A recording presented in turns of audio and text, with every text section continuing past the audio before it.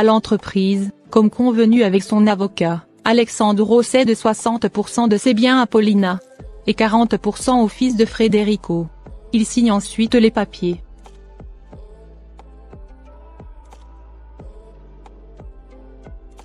De l'autre côté, Lucia refuse de suivre Paulina, si elle ne lui révèle pas pourquoi elle s'intéresse autant à elle. Paulina lui promet que demain elle lui racontera toute la vérité. Mais elle doit répéter tout ce qu'elle lui a dit à Renato.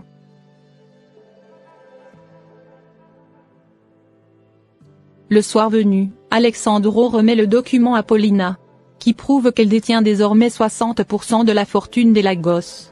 Paulina émue remercie Alexandro. Alexandro lui dit qu'il a fait ça pour s'assurer qu'après sa mort ses enfants ne la laisseront pas sans rien. Paulina satisfaite le prend dans ses bras.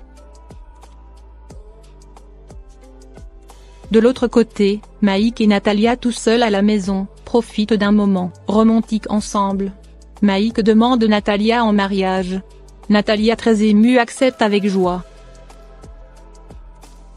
Natalia fait promettre à Maïk de ne jamais se moquer d'elle. Et que jusqu'au mariage, la traite comme une reine. Ce qui est une évidence pour Maïk. Nos deux amoureux très heureux s'embrassent tendrement.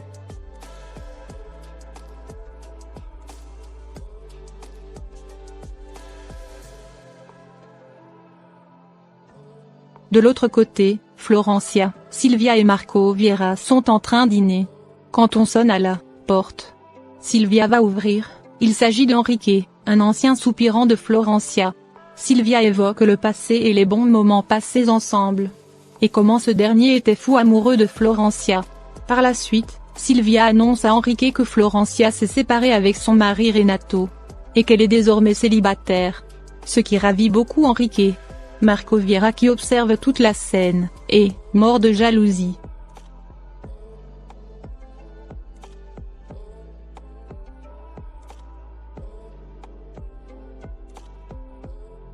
Plus loin, le père Macias arrive tout pressé à la demeure, et demande à parler de toute urgence avec Marco Vieira. Maïk lui répond que Marco Vieira n'est pas là, et qu'il est en train de dîner avec Sylvia. Au même moment, un enfant sonne à la porte et demande à Maïk de venir aider son ami Marco, qui a eu un accident au coin de la rue. Maïk en informe Natalia et le père, et ils se précipitent de sortir pour aider Marco Vieira.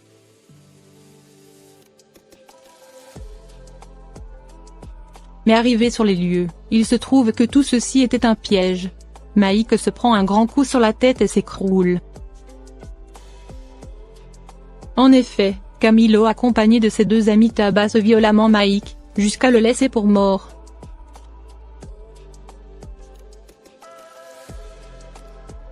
Camilo et ses amis s'en vont ensuite en rigolant, abandonnant Maïk en train d'agoniser.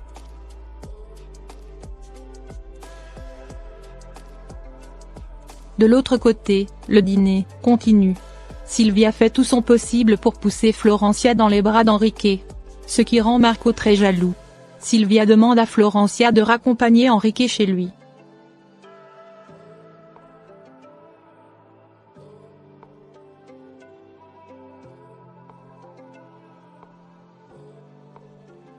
Pendant ce temps, Vénus commence à s'inquiéter de l'absence de Maïk. Le père essaie de la rassurer.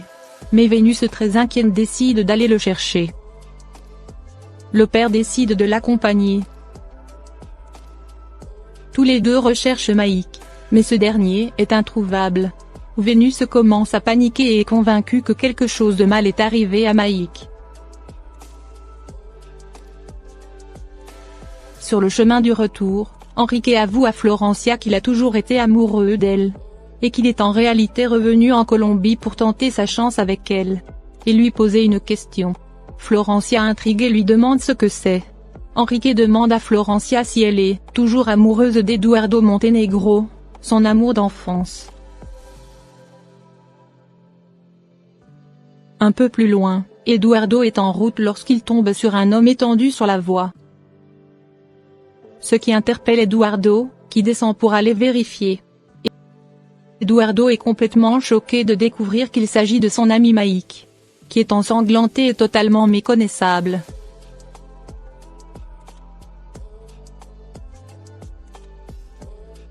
De l'autre côté, Florencia, un peu gênée, reste silencieuse face à la question d'Enrique. Ce dernier lui rappelle encore qu'il a été très ravi de la revoir. Et tous les deux se séparent ensuite. De son côté, Eduardo affolé amène son ami Mike à l'hôpital. Lui et Natalia sont totalement effondrés. Par la suite, l'infirmière vient leur remettre les affaires de Mike. En fouillant le portefeuille, Eduardo voit que l'argent et toutes les cartes de crédit y sont. Eduardo comprend alors que l'agression de Mike n'était pas un simple vol, mais que cela était prémédité. Le père dit à Eduardo qu'il est sûr que tout ceci est un coup d'Eusebio Beltrán, car ce dernier l'a menacé.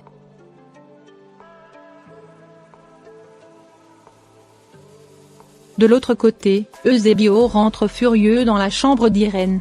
Il l'accuse d'avoir émis le journal d'Anna Gregoria à Marco Vieira. Mais Irène fait semblant de ne pas comprendre, et dit qu'elle ne sait pas où est ce journal. Mais Eusebio ne la croit pas, et dit que seuls les deux savaient où se trouvait le journal. Eusebio menace Irène et lui dit que si elle ne lui rend pas le journal, il y aura des conséquences désastreuses.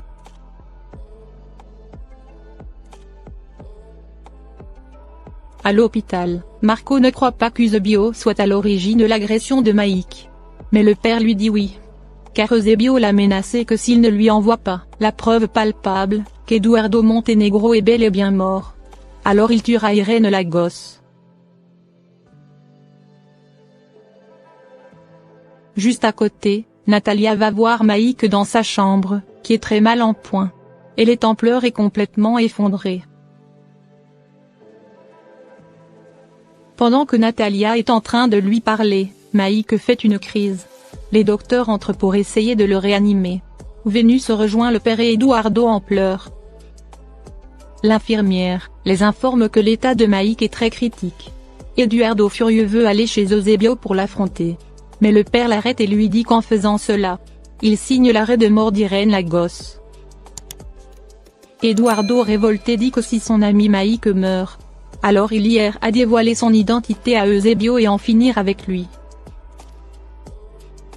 Pendant ce temps, les docteurs continuent de réanimer Mike, qui finit par se stabiliser. L'infirmière vient en informer sa famille, ce qui soulage beaucoup Natalia et Eduardo.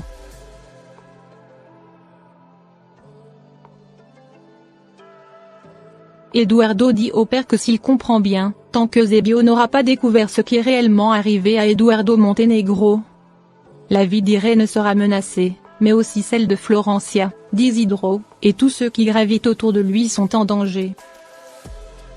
Eduardo dit alors au père qu'il ira chez Eusebio et lui avouera qu'il est en réalité Eduardo Montenegro, l'homme qu'il recherche tant. Un peu plus tard, Marco se rend à la chambre de son ami Mike. Il est très triste et en pleurs. Eduardo lui demande pardon car il se sent coupable de tout ce qui lui arrive. Par la suite, il explique à Mike son plan, de révéler sa véritable identité à Eusebio Beltrán.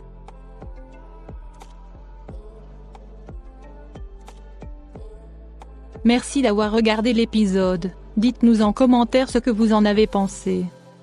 Abonnez-vous et activez la cloche de notification pour ne pas manquer les prochains épisodes.